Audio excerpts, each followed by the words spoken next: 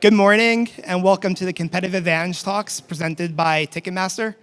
My name is Frank Rinaldi, and I'm a second-year MBA student at MIT Sloan, and it is my pleasure to introduce this morning's presentation, Whistle While You Work, Measuring the Intangibles of NBA Officiating. Please join me in welcoming our speaker, Monty McCutcheon, Head of Referee Training and Development at the NBA. Thank you, Frank.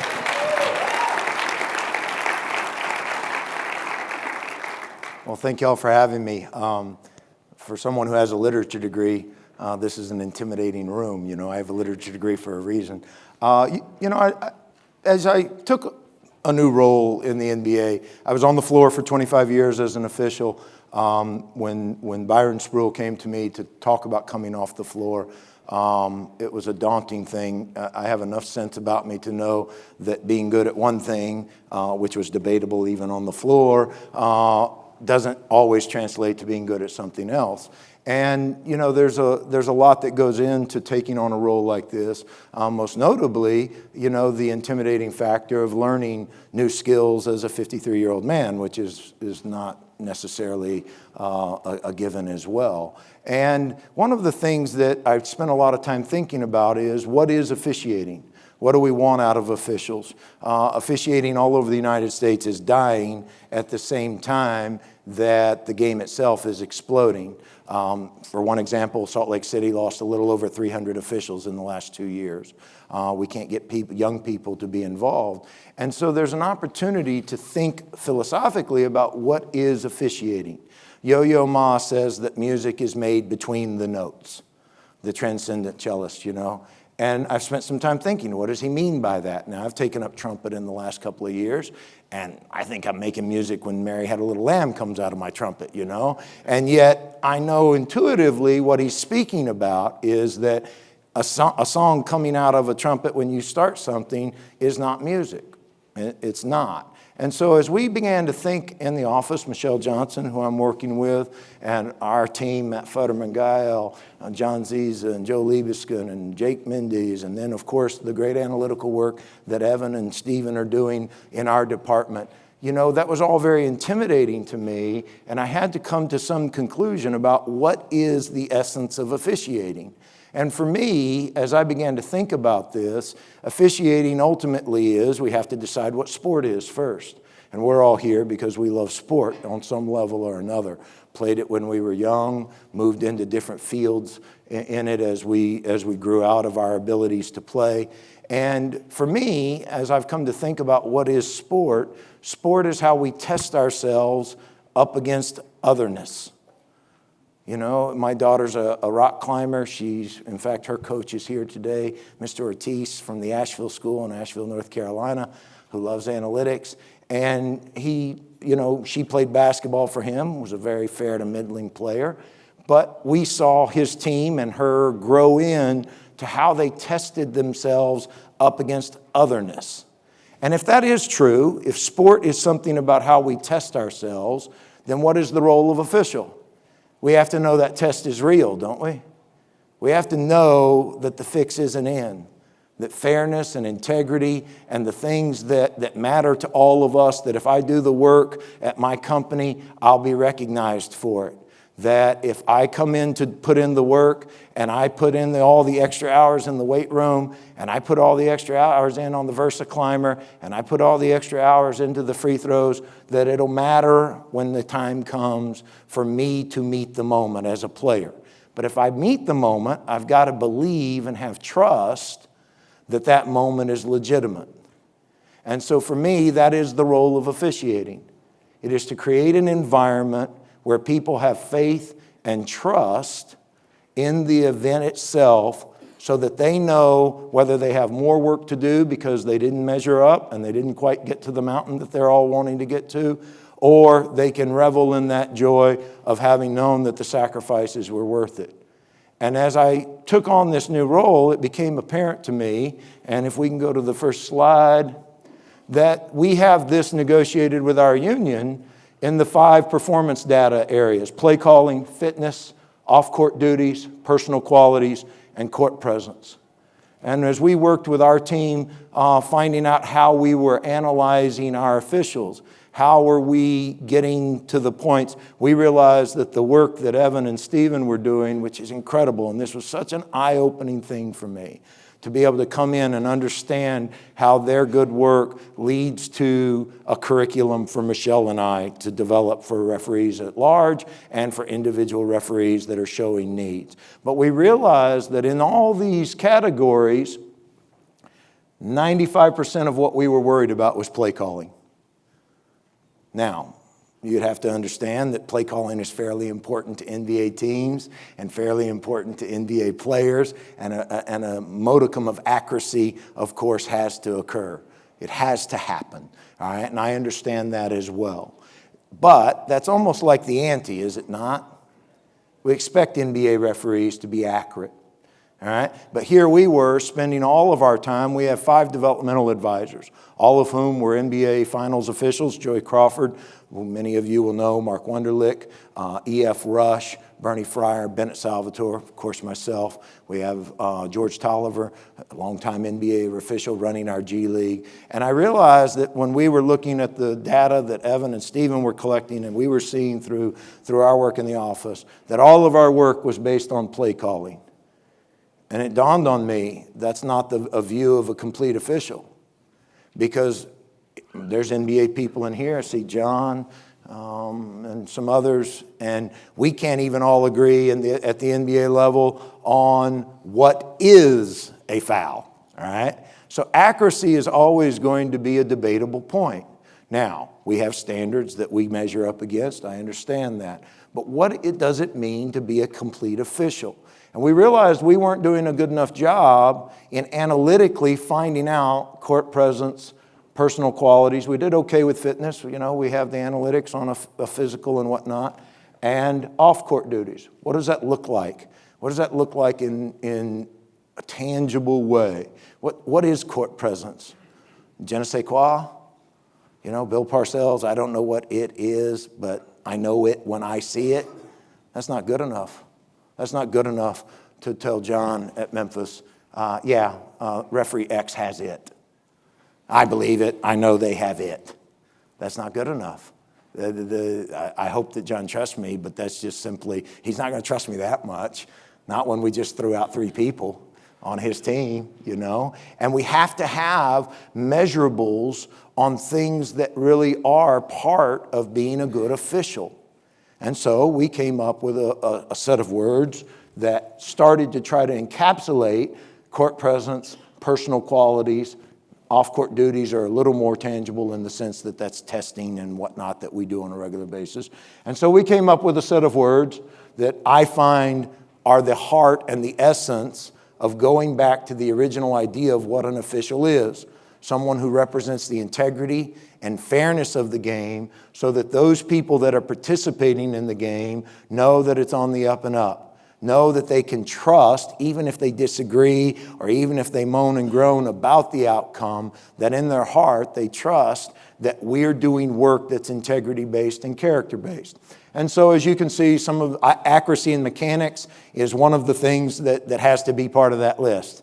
It's the ante. We have to stand where we are supposed to stand. We have to look at what we're supposed to look at. We have to trust our partners in a way that is the fundamentals of how we get work done. And when we miss a call, the first thing we look for is how were our fundamentals? How were our mechanics? Was I standing in the right place? Was I looking in the right area? And was my timing of where I was looking appropriate? Because the ball dictates our mechanical system, all right? And so was I ball watching? Because my judgment's a lot better than my 2 partners, which happens, all right? And so we have accuracy and mechanics, but we came up with a list of words of intangibles that we think really bring into the heart of what is good officiating. Unnecessary, you see, do I inject something into the game that is unnecessary to the event itself? Do I come into a moment and think that I need to ride on a white horse to save the day when my partner has done an excellent job of serving the game? And ultimately, referees serve the game. Players, coaches, owners, general managers, they are the game. They're the ones making decisions that franchises believe in, that fan bases believe in. Referees are a service to the game. They serve the game in a way that says, all right, I'm here to make sure that we have an environment that's based on a set of standards, that's based on this sense of fairness and integrity. And if I inject something unnecessary into that game, what does unnecessary look like in a game? How about if you tell a coach, hey, this isn't going to end well for you if you keep complaining like this? Unnecessary. And you're going to get appropriate pushback from a coach or a franchise if you say something as nonsensical as that. And so instead of just talking about it, which is what we did for 40 years, 50 years, my entire career, someone would come into a locker room and say, yeah, every time we see you have a low-grade disagreement with a coach or a player, it explodes into a high emotional event. We got to work on this. But we didn't track any of it. So what we're doing in the office now in our team, and what this really highlights is that it re-energizes this idea of an expert, this idea of nuance, this idea of knowing a craft in a way that only someone can know it if they've dedicated their time. Evan and Stephen and Patrick and Hal and all the people, and Becca and Sam, all the people can come in and tell me the numbers all they want. But if they don't interpret it for me in a way that I can understand data as a literature major, I'm lost, absolutely lost. All right? It just doesn't make any sense to me. All right? And the same is true for this list of intangibles. We have people who have dedicated their lives to understanding what it is to be an official at the NBA level. Joey Crawford has 40 years. A lot of success in that. Plenty of failure. I can fill a book up with my failures. Western Conference Finals. First time Shaq and Yao played, I had a horrific flagrant foul that impacted the game late and ruined the game, unnecessary. How do we then start to capture that? You capture that through expertise, because Joey and Mark and Bennett and Bernie and myself and EF, we know what some of this looks like. Today we're going to talk a little bit about what some of that looks like. What does it mean to be team-driven for an official? There's lots of ways. If your partner doesn't know it's the penalty and they're going to start to put the ball out of bounds on the side and you real quietly walk by them and say we're in the penalty before they report, then they look smooth and the game is served, because now the trust isn't eroded away because we don't even know we're in the penalty or not in the penalty. And you've served that. No one knows that that's just watching the game. It's like looking at the data that our team in analytics is giving me. But Joey can see that. He can see that a partner saved another partner. And we're starting to document that. 5:11 of the second quarter, you were team-driven. Team-driven might mean that you're a crew chief and your young partner in their first year, Brandon Adair in his first year this year, Natalie Sago, Ashley Moyer-Gleish, Finney Ransom, who am I missing? Musa Dagger. They're all in their first year. And the teams are going to come after our first-year officials, our young officials. It's just the nature of it. There's a familiarity bias. That's the only analytical term I'll use in this entire presentation, so don't get carried away. All right. But there's a familiarity bias that Monty McCutcheon gets less grief, even if he's making equally or worse calls. That's just the nature of our work, and I understand that. But how does team-driven show itself? It shows itself that even if a coach is telling me, Monty, you got to help him. Monty, you've got to, that's ingratiating. Man, that feels really good. That feels great to me as an official. But can I step in and discipline the game if it's appropriate to take that pressure off that younger official? It's up to me in the league office, it's up to Joey at a game, Bennett at a game, to be able to recognize that referee X did that for referee Y. And we're starting to document that. Or conversely, they did not do that when they were given the opportunity to do so. And we're documenting that as well, that there isn't a sense of you taking on a responsibility. You were selfish. You had these opportunities to step in and really help the game, serve the game, get everyone's focus back on playing the game, coaching the game, and yet because it wasn't for you specifically that they were yelling at, hey, I'm good here. And we're trying to document that. What does resoluteness look like on the floor? For me, I can be very clear about what it looks like. And there's positives and negatives to how this gets exhibited.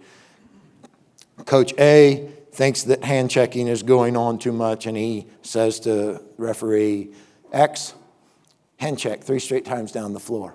And we have a standard for what a hand check is: speed, quickness, rhythm, and balance. All right, and if any of those things are affected, that's the standard we're judging the referees against. But what does every NBA guard know now that we've told them about speed, quickness, rhythm, and balance? They know that if I snap my head, that looks like my rhythm and my balance is thrown off. So every NBA guard, wing, anyone that is dribbling the basketball now, as soon as they feel the slightest amount of contact, they're going to snap their head back. All right? And so if I'm at a game and we're all just watching the game together, that may or may not look like rhythm and balance has been affected to you. But the nuanced eye has been paying attention to Coach A, who's been getting on this referee for the last 3 possessions, and the next thing you know, we get the worst head snap you've ever seen called, because their threshold of pain is so low to uphold our standards that they have to give in to that coach. And they have to feel good that, okay, now I don't have to hear this anymore. It's our job to hold those people accountable through education first. That's what any good program, at least as I see leadership about, is that any good program is based on education first. And then holding people both in an evaluative way and an accountability way up backwards to that standard of education that you've been providing. And so what we have is Matt has been working with our IT, Aditya and Dan, nonstop over the last year. We're developing an app for our officials to where all of these interactions can now be accessible in one place. You can go on to the phone or the tablet and you can see what Joey has said to referee X the entire year. And then we have an officials interactive website in which this resoluteness might be shown both positively and negatively, but it goes into a dashboard, if you will, for our referees. But not only our referees, in the past what we've done is if Joey goes to a game, he'll fill out a long form about call accuracy mainly, and then turn around and put that file, and it goes into the file. But when I go to a game on Friday after his game on Wednesday, I can assure you I was not going in and trying to find that hard copy file to read that evaluation. So what we had was officials getting graded every game from scratch. What do I see in this game that this official needs to work on? Now we're moving towards, when I'm sitting in the stands, I've gone to the media room and gotten my free meal that none of us do when we're there at the gym. And I'm now sitting in the stands and I can see that I can pull up referee X, Y, and Z for that night's crew and see everything that's been discussed with them throughout the year. Now I can see in real time whether they have worked on some of these things. And I can look at the game specifically through their lens of what they need to improve on. Are they being communicative? Are they showing courage? Are they showing firmness and humility? Why are those two important? You see courage and humility almost on the opposite side of one another there. I think that that's fundamentally what an official should be. Fundamentally, those are the two that I have the highest regard for. You cannot be an accurate play caller if you do not have courage. Because the pressure of an NBA court and the pressures that come to bear from our players and our fan bases and our coaches are just too strong. And if you're not courageous, you most certainly cannot be an accurate play caller. The moment will eat you alive. And so, conversely, we have a word that I didn't want to use the word cowardice. I do have somewhat of a heart. And so I put up the word avoidance. And we're seeing what avoidance looks like. So an example of avoidance that a developmental advisor or myself we're starting to hold accountable. All right, so player A, one of our best players in the league, and conversely the world, yells at referee X, numerous expletives. Already has one technical foul. That referee doesn't want to measure up to the moment. The moment is too big. The standing of the player is too strong. and they shy away from the moment. The same player on the same possession runs around to the other side of the court, says the same exact thing to the referee who gave him a technical foul earlier in the game. That referee does meet the moment, does uphold our standards, shows the proper courage, applies the second technical foul, ejects the player. Who's the jerk? Publicly. Second referee. He's got rabbit ears. Can't say anything to him. But the standard was met, and we had an official who showed too much avoidance and made someone else carry his or her water for them, and thus created a dynamic that this referee has something out for this player. All because we didn't own up to the moment. And we are documenting that now. We are holding people accountable to that now through an educational system that at the first time we're going to say, you can't do this. Someone else had to carry the load for you. And not only did they have to carry the load in the game, they had to carry it on talk radio for the next week. And they had to have the shoulders broad enough to carry your water for you. This isn't acceptable. And then we're hopeful that that person, as a referee, says, you're right, I got to grow here. And we're holding people accountable. What does humility look like? Well, can you be strong without being arrogant? Can you be humble without being a pushover? And that's the balance that we're trying to find in this list of words. And as we collect, you can see, this is sort of a mock-up, but you can see what we're really concerned with is the blue. And the blues are the needs.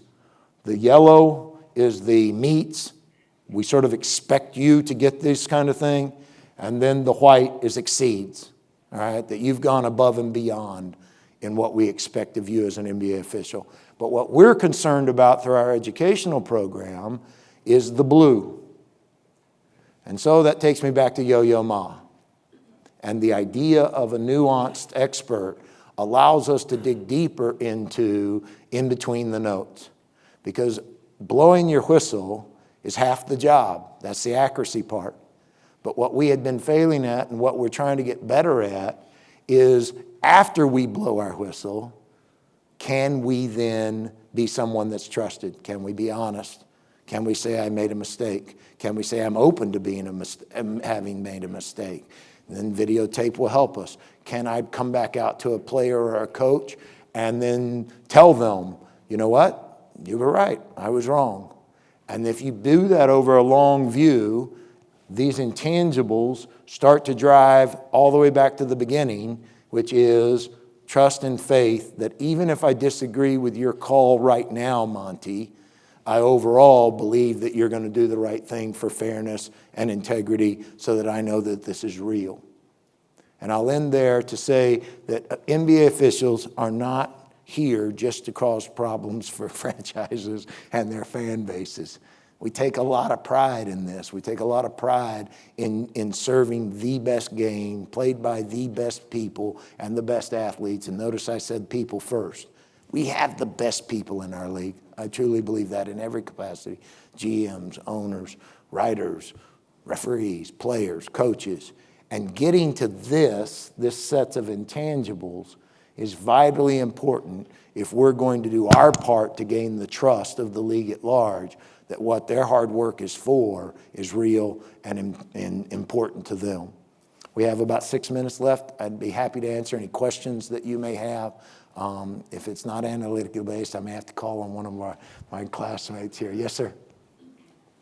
Can you address kind of the temporal aspects of these intangibles? Because the perception, which becomes reality, is that a call in the first minute of a game, any sport, is less important than a call in the last minute of a game. That's right. Any sport. And of course, fans, players, coaches, anybody who lost is looking for a reason why they lost. That has nothing to do with them. Sure. It's got to be the officials. Hey, that guy called. I like you, by the way. Hey, that guy called the game very different the last 2 minutes than he did the rest of the game, and that's why we lost. Is anyone looking at that temporal aspect throughout the game? Yeah, we are tracking, our team is tracking, accuracy in the fourth quarter. Does a referee's accuracy go up or down depending on moments? We know all that kind of information. But in terms of courage or being courageous, there really is a sense that some people are great in the first three quarters and don't measure up when it's overtime or it's game 6. One of the things the competition committee, which is made up of owners and general managers, players, and coaches, that they've been harping on is that from the first minute to the 48th minute, we have to call the game the same way. And we've been harping on it ourselves. So we've had some raps. The raps are the point of education that has made a lot of news this year, right? And we've had some, and we've said, call it with 2.3 seconds to go. And that it is not acceptable to say, yeah, but at that time of the game, no, you may have set an important player in the middle of the second quarter for 8 minutes with that exact call. So we've had some successes there in changing that mindset, both perception-wise, but even amongst our own group. I think when I came in the league, most certainly, there was a sense that the fourth quarter was refereed, like at that time of the game, Monty, but we don't live in that world anymore. And nor should we live in that world anymore. And the competition committee, but it also reflects itself not only in a game, but in a season. One of the big criticisms that we hear as a stereotype of us is, you won't call that in April. You won't call that in May and June whenever the playoffs get here. And I don't know that we'll measure up to every moment. I mean, you're always going to be able to find some imperfection in which we fail. That being said, I know what we're messaging, that if someone does this in Game 5 of the finals with 4 seconds to go, it should be called. Last year we had a really wonderful, beautiful game at the end of the year that came down to the playoffs, Minnesota and Denver in Minnesota. And how unfair would it be not to call that game the way we called a November game when they've been setting up tools, coaching to that, preaching to that in their practices, and then we turn around and change it on them without really telling them through some capricious sort of view that I have the authority to say not at this time of the year. And we're really starting to preach a difference to that. Yes? I'll get you next. How is the replay center and the remote aspect put into it in the sense of balancing the human element versus kind of a technology remote one where you can examine Sure. Well, we do love our opposable thumb that's allowed us to get to these kinds of things. And technology has made a huge impact on refereeing everywhere. One of the things that I think that we get right, and I'm clearly biased, okay, I admit that, is that we have a very defined set of triggers that get us to replay. And that allows referees to feel safe that they can be consistent for the most part, night in and night out about what gets us there, as opposed to at any given moment, I can just go look at whatever I want to get the play right. Well, we've already discussed, that's such a moving target. I'm very happy with our replay system. We're always looking to innovate it. We're in discussions now about the Replay Center 2.0 version of it and what that looks like. The triggers have changed from when we put in our Replay Center. They've grown and expanded, as you can well imagine. There's an insatiable appetite for perfection in officiating, as opposed to any of the other components of playing the game of basketball or any other sport. And we want to get as much right as possible. But for one example, one of the things we can review is whether someone stepped out of bounds prior to shooting a shot that ended the quarter per se. All right? And if that's true, then, okay, how far back do you go? Well, we have a very strong line that you can only look at it from when they immediately jumped prior to taking the jump shot. Because if he stepped out one step back, well, what about 2 steps back? There will always be a demarcation line. I do believe technology is an important part, that we have skills by people and by technology to get things right. What we're trying to constantly sort of move towards is a balance of, do you want a 7-hour game for perfection, or do you want something that we all enjoy and be a part of? That's the balance the NBA is constantly trying to figure out in terms of game flow and whatnot. One more in the back. So you talked about earlier about refereeing a game consistently. How hard is that when you have former players in the mainstream media and on social media, honestly, coming right back at your really nice official NBA referees, kind of going, well, that's not how the game should be called. Like, how do you fight that PR battle? you're making the right calls, but every former player that has a big megaphone is saying it's not. They have a bigger megaphone than I have, for sure. You know, I think some of that becomes part of the trust of your own work and being comfortable in your own skin. They're paid for opinions, and I understand that, and I think that that's a valuable part of what drives interest for our league. And so if you can have at least some empathy towards how someone else views the world and views the game that they were a part of for so many years and have invested a lot of hours and energy into, then you can at least say, all right, that doesn't impact me. My work is here, and we know we're doing good work. And if it's egregious enough, then we have a PR team that reaches out to them. We even, to answer your question about replay, from Replay Center, we can call the talent and to get the rule right. Now, if they get the rule right, and then they want to have an opinion about that, that's their right to do. And understanding where all of our skill sets are to drive the success of this game is okay. And we don't always have to agree.